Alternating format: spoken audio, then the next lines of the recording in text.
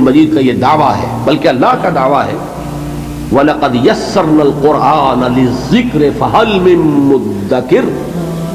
یہ 4 مرتبہ سورہ قمر میں یہ آیت آئی ہے۔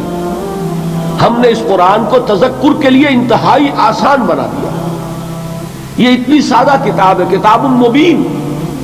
ایک شخص اس کو پڑھتا چلا جائے، وہ فلسفی نہ ہو، منطقی نہ ہو،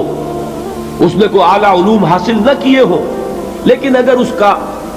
تھوڑا سا عربی زبان کے ساتھ اس کی ایک یعنی واقفیت کا معاملہ ہو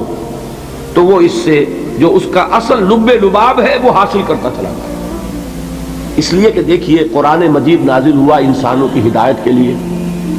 انسانوں میں بدو بھی تھے، انسانوں میں کاشتکار بھی ہیں، انسانوں میں مزدور بھی ہیں، انسانوں میں فلسفی بھی ہے، حکماء بھی ہیں، اہل منطق بھی ہیں،